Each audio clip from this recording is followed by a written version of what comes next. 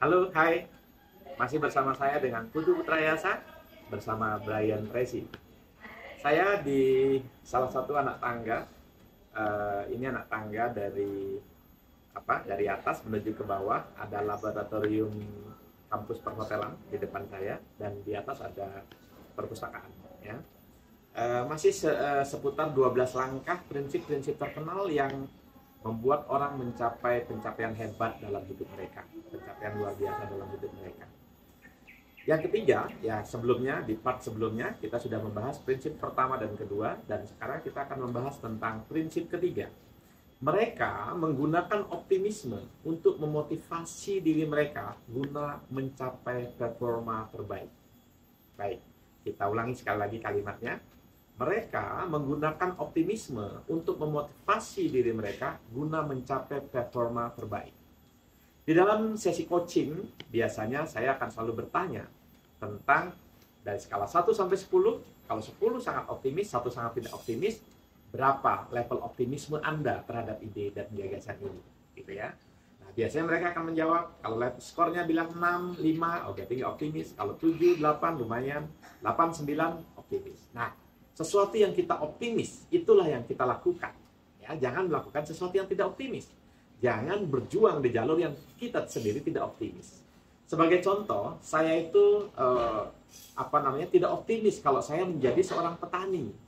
Ya, maka dari itu saya memilih untuk sekolah agar saya tidak menjadi seorang petani. Ya ternyata saya pernah nanam durian, saya gagal. Saya pernah pembibitan ikan, saya gagal, gitu ya.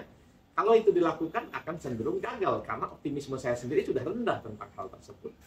Dulu waktu kecil saya pernah bercita-cita menjadi peternak ayam karena nenek saya beternak ayam gitu. Tetapi lama-kelamaan saya sadar betul bahwa saya tidak optimis di jalur itu karena saya tidak begitu suka juga dengan baunya kandang ayam. Nah, terus terang begitu. Tetapi ada tetangga sebelah rumah saya punya Ferrari, ya itu dari hasil peternakan ayam. Jadi bukan karena jenis usahanya yang tidak bagus, tetapi karena saya tidak optimis dengan usaha itu berbasis apa yang ada secara biologik ada di dalam diri saya. Misalnya, saya ternyata alergi dengan bau-bauan yang terlalu bau, terlalu menyengat. Ternyata saya alergi, sehingga tidak cocok dengan saya. Itu menunjukkan saya tidak optimis. Ya, bagaimana dengan Anda? Ya, jadi karena saya tidak optimis, saya tidak jalan. Tetapi di jalur pendidikan, saya sangat optimis. Saya mengajar dari kelas 5 SD. Ya, mulai mengajarkan matematika, ya, mengajarkan ilmu pengetahuan alam, ya, mengajarkan bahasa Indonesia. Karena guru di sekolah saya tidak ada, akhirnya saya mengajar menggunakan zaman dulu namanya Himpunan Pengetahuan Umum, HPU atau RPU, Ringkasan Pengetahuan Umum. Saya mengajar menggunakan itu. Sejak kelas 5 SD saya mengajar. SMP saya mulai mengajar. SMA saya lebih intens lagi mengajar, grup cepat-cepat dan study club di sekolah saya. Saya sangat suka dengan mengajar. Ya, maka dari itu cita-cita saya selanjutnya adalah bikin sekolahan.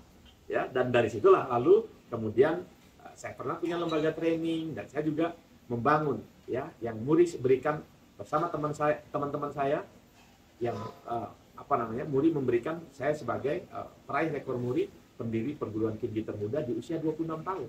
Ini kenapa? Karena saya optimis membangun di jalur di mana saya optimis. Saya yakin teman-teman punya juga hal-hal yang teman-teman optimis. Yang kalau skala 1 sampai 10, teman-teman percaya diri sampai level 8 dan 9. Nah, jadi kalau kita mengikuti apa kata Brian Tracy, ya, bagaimana kita melakukan semacam transformasi atau revitalisasi dengan hidup kita, ya, kembali bangkit dan menemukan jalur baru, maka mari kita temukan apa yang kita optimis untuk melakukan. Saya juga sedang melakukannya, teman-teman. Ya, saya juga seorang trainer, seorang business coach, saya seorang entrepreneur, pengusaha properti, saya juga komisaris di perbankan. Ya, saya sebagai pendiri di universitas dan juga sebagai pengurus yayasan, ketua yayasan. Ya, saya juga ada usaha-usaha yang lain, kapling tanah, penjual perumahan. Saya juga ada di media. Saya harus memilih mana di antara itu yang benar-benar saya akan optimis akan menjadi jalur sukses saya. Saya harus memilih, teman-teman. Dan karena memang saya berpikir, akhirnya saya menggunakan apa yang saya dengan senang hati akan saya lakukan.